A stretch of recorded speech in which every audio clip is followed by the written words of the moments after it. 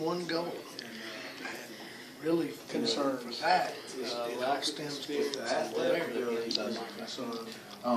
you mentioned the number of positions he'll play, and when he does play, what's your at tailback? Well, he's got a brother called Brandon, who obviously was a starter as a freshman last year for us on defense. This year, he was the corner. This year, he'll pick up and be the backup tailback. Actually, he and his brother will share the tailback spot. Dylan Phillips, who comes back to us, he went away to Maiden for 1 year, and he's back to us. He started as a sophomore. He'll also share some of that. Both of them got some good runs yesterday. So we feel pretty good about the three folks. The three folks, though, are also starting on defense. So all of them are starters on defense, and then they'll play the tailback spot for where you start with on game one. Brandon will also do some Z receiver for us, catches the ball out, does some things. So we're pretty excited about Brandon. He's just a sophomore, so we're pretty excited about what he brings to the table. And he's that same guy. You know, he's driven and has the offensive outlet last year. And you mentioned Larry and Brandon will get some looks at wide receiver, and of course you bring back, I think of Chucky Ritchie, who had almost 500 receiving yards. He did. Maybe over it. Yeah, one of the leading receivers in the CVAC, and he'll continue to come out and do well.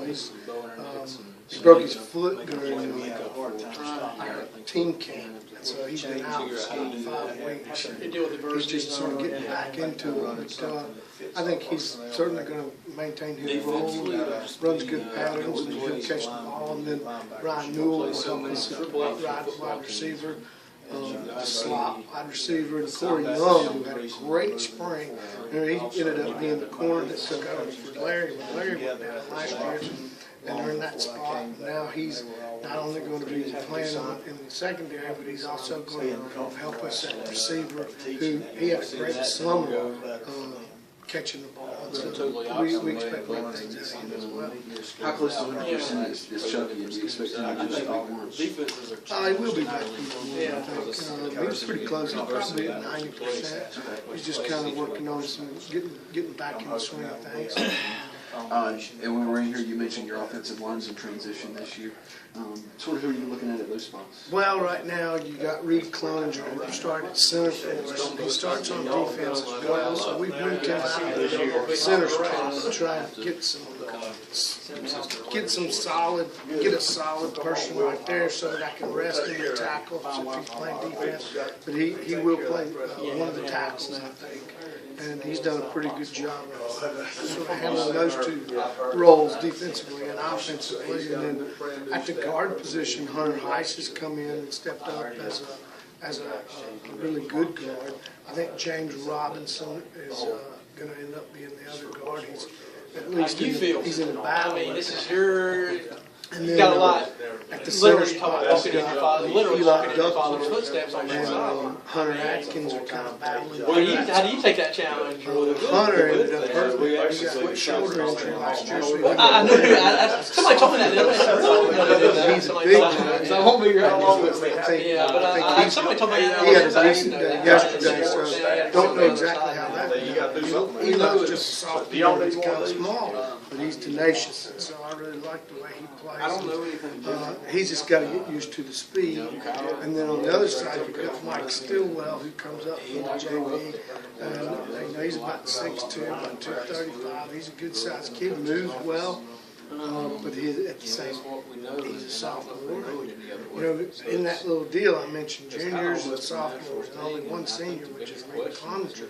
So, you know, you start talking about that. And we do have some Thomas Martin, who will push for a position, but he's been out, so he hasn't really participated. He's going to start, I think, Monday with his preconditioning days. So you're really kind of limited on experience at the offensive line, except for Reed Cloninger. So you've got a lot of open positions, and they've been working pretty hard. And plus, you're running when same you're young system you there, always had. It's not like you're makes it tough on implementing a your whole, running you're back. having to learn the So whole. you gotta have learn a three whole new running backs, system. because they're gonna, I mean, So that helps, but it's still- gonna be a transition. There's Yesterday a took a limit on the sideline, while. but it's gonna be Sort of different. getting It's a used whole to different seeing world or whatever. varsity As far as speed. different You know, coaches varsity out there, speed is so different than JV speed. feeling a little, I don't say pressure, but And like to live up that's to an it or important anything. thing. And the other residual Yeah, 'cause effect that happens, of personality course, is playing those sophomores and bringing all those sophomores up. Yeah.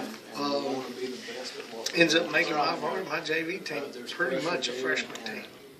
So they have to get used to the speed. You know, middle school speed is nothing like high school speed. So that has an effect on it as well. And that's just kind of where we are in terms of our numbers and those kinds of things. Is that a good thing long term though, because you're breaking guys in early and they're seeing that kind of competition at an earlier age?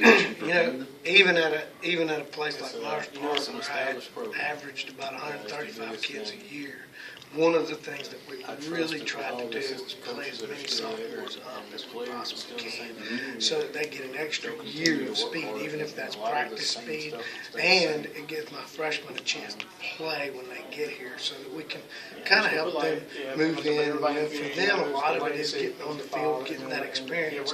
So I guess in the long run, it does. It also, Pretty good.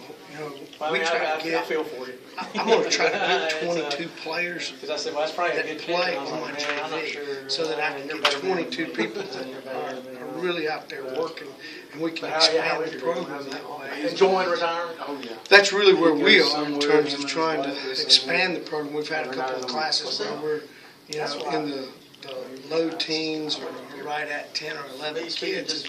We kind of need more than that as you go through, especially when the conference we're going to play in, with 3A teams having larger numbers and larger kids.